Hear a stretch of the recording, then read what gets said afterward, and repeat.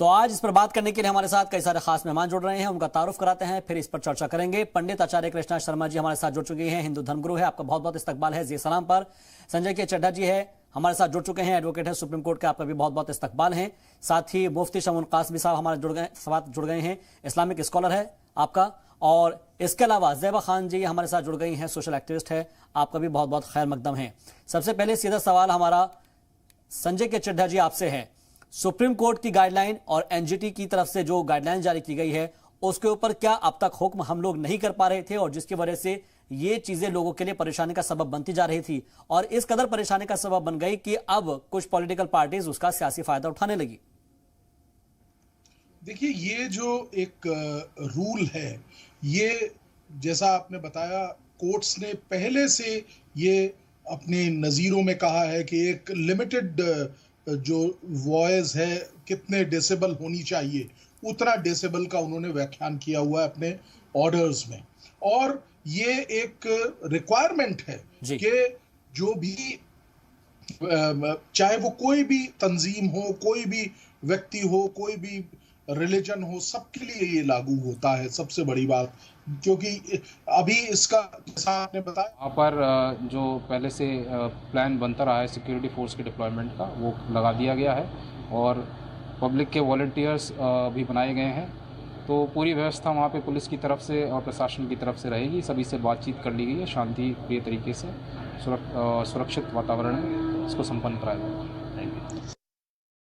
तो यहाँ पर जो पुलिस अफसरान हैं वो लगातार अपनी जो बात है वो रख रहे थे। संजय चड्ढा जी आप कंटिन्यू कर सकते हैं अपनी बात को। मैं ये बता रहा था कि सुप्रीम कोर्ट ने और एनजीटी ने अपनी नज़ीरों में, अपने जो जजमेंट्स हैं उसमें ये वेरी स्पेसिफिकली मेंशन किया हुआ है कि कितना डेसिबल तक की आवाज आप पब्लिक प्लेसेस में कर सकते हैं। मंदिर, मस्जिद, गुरुद्वारा, चर्च इत्यादि जितनी भी जगहें हैं, तमाम जगहों पे ये लागू होता है। ये किसी एक पर्टिकुलर जमात के लिए नहीं है, किसी पर्टिकुलर रिलीजन के लिए ये ऑर्डर नहीं है, ये ऑर्डर सबके लिए है। और ये ऑर्डर पहले से था। और हम ये भी बताना मैं बड़ा मुनासिब यहाँ समझता हूँ कि इस ऑर्डर की पूरी तरीके से फॉलो नहीं किया जा रहा था। और अब आफ्टर दिस जो गवर्नमेंट का जो ऑर्डर आया है, इसको उन्होंने उसी चीज को सामने रख के और तमाम पैरामीटर्स दिए हैं कि इनको फॉलो आपको करना पड़ेगा।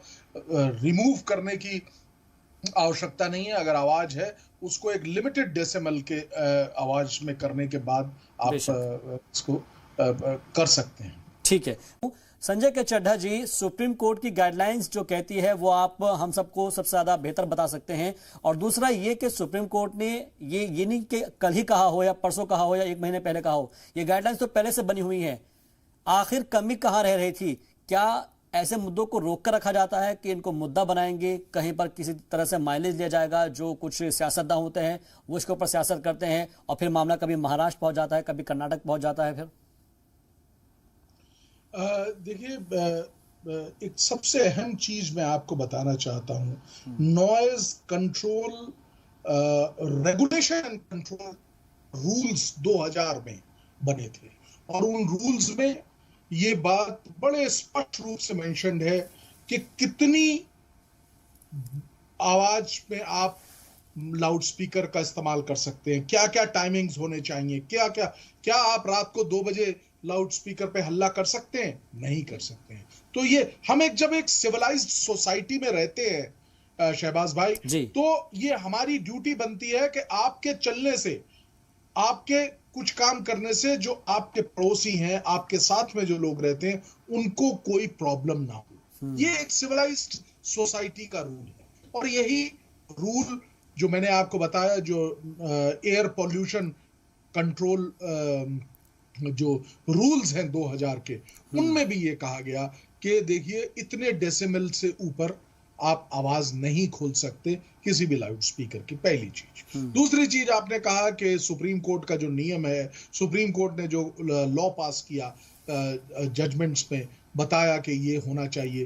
देखिए, दिशा निर्देश दिए, मैं बताना चाहता हूँ, एनजीटी ने भी और सुप्रीम कोर्ट ने भी जो पॉल्यूशन से रिलेटेड, नॉइज पॉल्यूशन से रिलेटेड है, उसमें दिशा निर्देश दिए सरकारों को, केंद्र सरकार को भी और राज्य सरकार, क्योंकि ये राज्य सरकार का मसला बनता है जब हम, और इन्वायरमेंटल प्रोटेक्शन एक्ट 1986 में ये बड़े स्पष्ट शब्दों में कहा गया है कि सेंट्रल गवर्नमेंट बाकी सारे स्टेट गवर्नमेंट्स को के जो लॉज हैं उनको, रेगुलेशंस को बनाने में उनकी मदद करेंगे, और एक एजेंसी के तौर पे, एक जिसे कहते हैं ना कि एक लिंक के तौर पे काम करते हुए आगे बढ़ाएंगे। और इसी चीज को सुप्रीम कोर्ट ने अपने नजीर में ये कहा, अपने जजमेंट में ये कहा कि आपको इतना डेसिमल की लिमिट है, इससे ऊपर नहीं कर सकते, और अगर इससे ऊपर होंगे तो स्पेसिफिक चालान का प्रोविजन होना चाहिए। ये बड़ी सख्त हिदायतें दी। अब आपका जो प्रश्न का जो बहुत अहम हिस्सा था उस पर भी मैं 2 शब्द कहना चाहूंगा। देखिए क्या था कि ये जजमेंट आ गए, हमने देखा पहले भी, जो बाकी सरकारों में भी हमने देखा और अब की सरकार में भी, जो जजमेंट्स आ जाते हैं, रूल्स बन जाते हैं, लेकिन उनकी कड़ाई से इंप्लीमेंटेशन नहीं होता, because of the lack of political will. उनको लगता है कि इससे हमें करने से क्या फायदा, बल्कि क्योंकि अगर माइक बंद करेंगे तो कुछ लोग नाराज हो जाएंगे, तो ऐसे काम करने की आवश्यकता नहीं है। लेकिन जैसा कार्यक्रम की शुरुआत में आपने कहा कि कुछ लोग इसकी जो है आज इसका इस्तेमाल करके अपने फायदे में कर रहे हैं, लेकिन बहुत अहम बात है, ये किसी रिलीजन के लिए नहीं है। मैं आपके माध्यम से कहना चाह रहा हूं कि किसी रिलीजन को रोकने के लिए या किसी रिलीजन को आगे बढ़ाने के लिए नहीं, ये एप्लीकेबल सबके ऊपर पूरी तरीके से होगा। तो अगर कोई भी व्यक्ति इसकी वायलेशन करता है, वो उसके लिए खामियाजा उसको भुगतना पड़ेगा। ठीक है। संजय के चड्ढा जी, ये बात बहुत हमारे पैनलिस्ट बहुत अच्छी बात कर रहे हैं। उनका ये कहना है कि सबसे अहम बात ये होती है कि किसी भी हम रैली के अंदर या फिर ऐसे देखते हैं कई मरतबा कि जो लोग उद्दंड करते हैं या फिर इस तरह की हरकतों को अंजाम देते हैं, अमूमन, मैं सबको नहीं कह रहा, अमूमन कुछ लोग ऐसे होते हैं उसके अंदर जो असामाजिक तत्व होते हैं कि जो पढ़े लिखे नहीं होते हैं या फिर बेरोजगार होते हैं, और ऐसे लोगों को खासतौर पर वो लोग जो है परेशानी का सबब बन जाते हैं। मिसाल के तौर पर कोई शोभा यात्रा निकल रही है, अच्छी खासी निकल रही है, उसके अंदर कुछ उटपटांग बातें करनी शुरू कर दी या फिर वहां पर कुछ मिसबिहेविंग करनी शुरू कर दी। उसका मतलब कहने का सिर्फ ये है हमारा कि ऐसे लोगों की वजह से ही मुल्क का जो है मिजान, माहौल खराब होता है। शहबाज भाई, बिल्कुल सही आपने फरमाया, आपने बताया। मैं कहता हूं ये 0.001% लोग हैं जो इस तरीके से जो मुल्क का माहौल है उसे खराब करने की कोशिश करते हैं। बहुत छोटे से नंबर में हैं ये लोग। और जैसा कि मैं देख रहा हूं डिबेट में भी और डिबेट के बाहर भी, मैंने कई लोगों से बातचीत की और इस विषय पे बात करने का प्रयास किया कि क्या ये जो लाउड स्पीकर बंद हुआ है उसमें कंट्रोल किया गया है, उसको अनऑथराइज और इलीगल लाउड स्पीकर्स को रिमूव करने का प्रश्न जो है वो उठाया गया है। तो क्या आपको जान के बहुत अच्छा लगेगा, मुझे अभी तक कोई ऐसा शख्स नहीं मिला जिसने इसका मना किया हो कि ये सही नहीं है। मैं अभी थोड़ी देर पहले एक शख्स से, अभी मेरे स्टूडेंट हैं बल्कि, उनसे मैं बात कर रहा था, उन्होंने बड़े तफसील से इस बात को बताया। उन्होंने कहा कि अगर हमारी सहरी का समय, सहरी के 1.5 घंटा पहले से वहां पे माइक पे चालू हो जाते हैं कि भाई सहरी का समय अभी 1 घंटा रह गया है, अब 55 मिनट रह गए हैं, 45 मिनट, और हल्ला काटते हैं, हल्ला उसमें होता है बहुत ज्यादा। तो ये तमाम, एटलीस्ट इन चीजों पे कंट्रोल, वहां पे ऐसे लोग जो कि उस पर्टिकुलर मैसेज को नहीं सुनना चाहते हैं, चाहे वो मुस्लिम हो चाहे और किसी रिलीजन के हो, ऐसा भी तो हो सकता है, आप उनको जबरदस्ती वो उनको थोप रहे हैं। तो ये तमाम चीजें, इसके अलावा मैंने, और जैसा आपने बताया कि कई और इवेंट्स में भी ये जो है इलीगल एंड अनऑथराइज्ड जो लाउड स्पीकर है उसका यूज होता है। तो ये कानून कोई नया नहीं है, 2000 में ये कानून बन गया था, और सुप्रीम कोर्ट की जो नियमावली है उसको भी आज आए हुए 4 से 5 साल हो चुके हैं। तो ऐसी स्थिति में आज मेरा तो सिर्फ ये कहना है कि सरकारें अब जाग रही हैं, अच्छी बात है, ये पॉजिटिव चीज है, क्योंकि देखिए ये एक बहुत जरूरी चीज है, it has a impact. Noise pollution का आपके ऊपर धीमी एक दीमक की तरह से आपको परेशान करती है, आपके ऊपर उसका असर होता है, आप मानिए ना मानिए।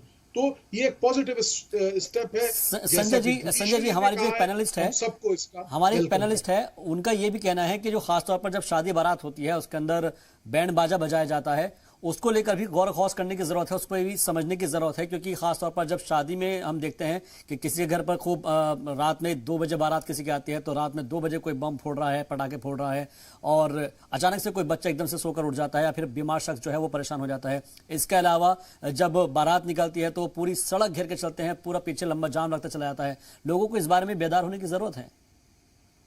शहबाज भाई, ये कानून है, क्या है कि उस कानून का उल्लंघन हो रहा है, उस कानून को फॉलो नहीं किया जा रहा है, उस कानून को, क्योंकि क्या है कि जो एजेंसी इसको चेक करने वाली है वो एजेंसी उस पर एक्शन नहीं लेती, वो उसको लीनियंटली लिया जाता है कि चलिए थोड़ी देर का ही मसला है, समाप्त हो जाएगा, थोड़ी देर की बात है, खत्म हो जाएगी। लेकिन अगर इस कानून को सख्ती से और पुरजोर तरीके से लगाए, देखिए इसके इफेक्ट है, मैंने आपको बताया, आप मेडिकली किसी से पूछेंगे तो आपको स्पेसिफिकली पता चलेगा कि इसके मेडिकल नेगेटिव इफेक्ट्स हैं।